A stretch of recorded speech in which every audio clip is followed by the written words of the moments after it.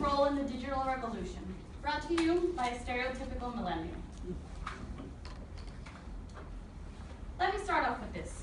I'm a millennial living in the 21st century, and not a middle-aged woman born in the 1950s who has not managed to accept the digital era. There is no bias here. I understand and use new forms of media every day, and will continue to use it in my personal life and career.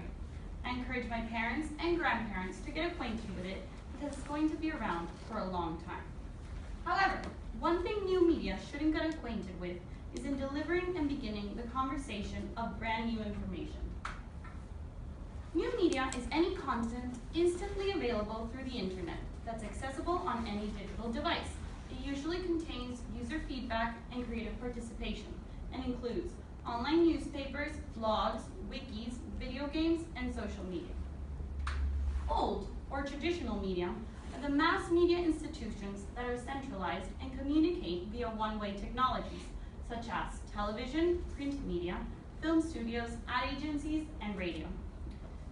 In a time where there are so many choices and so many groups we're asked to choose from, choosing the media that's responsible for distributing information and creating conversation is of vital importance.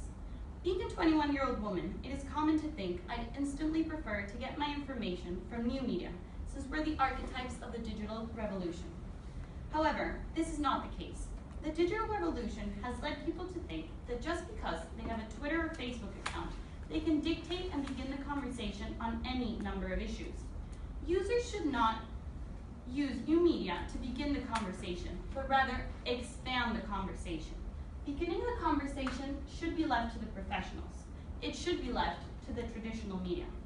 Traditional media has not become obsolete, but it is now more important than ever. In a time when fake news can spread like wildfire, it is essential for traditional media to keep providing the most accurate version of the truth. It is essential for the future of information. It's very ironic, but I first got the idea to talk about the importance of old media in the digital revolution while doing a stereotypical millennial thing. I just ordered Chipotle via an app on my iPhone and was watching HBO Go on my laptop on a Saturday night.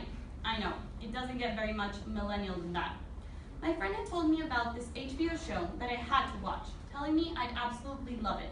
From the very first episode, I was hooked, and binge-watched the rest of the series. I finished with 3 seasons in a day and a half. I've never seen a show that fast. The reason I became so enthralled and captivated with the newsroom is not only because of its quick wit and the fact that it's written and created by Aaron Sorkin, one of my favorite screenwriters, but because the entire message behind the show stuck with me. I too, like the characters created by Mr. Sorkin, want to show the audience the importance of old traditional media in the digital age, and why, when it comes to breaking the news, it continues to trump new media. In a world submerged in the digital revolution, where information is available at the click of a button, we should not forget about the traditional way of reporting the news. Instead, through smartphones, websites, and accounts on Twitter and Instagram, we need to incorporate traditional media's credibility into the digital era.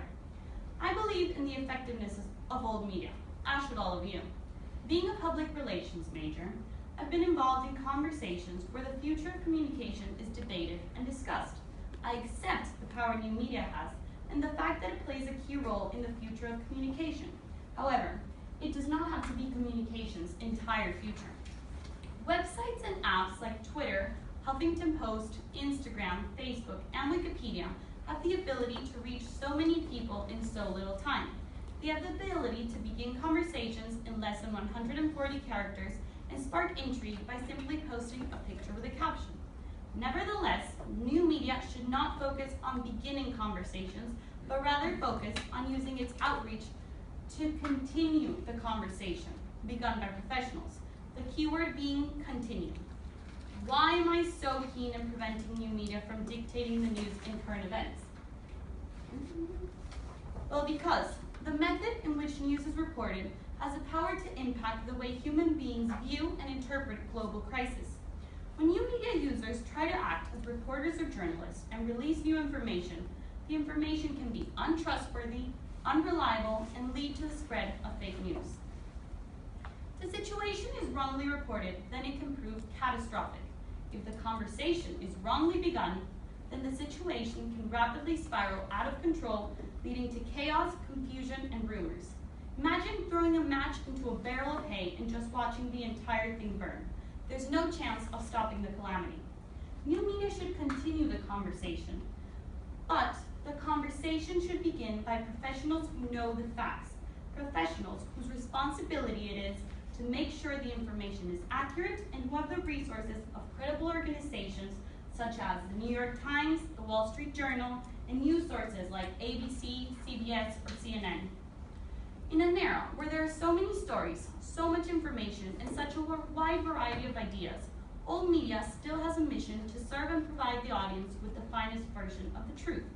There is a reason why journalists are so passionate about their work and research. There is a reason why public relations professionals continue to use traditional media to amplify their client's message. And there's a reason why advertising agencies continue to spend millions of dollars in developing the perfect commercial or magazine spread. The way information is published influences the public's perception, which is why traditional media's trustworthiness and credibility is extremely important. After news broke of the financial crisis of 2008, the media shaped the public's perception of the unraveling events. Through the use of headlines and words, two different publications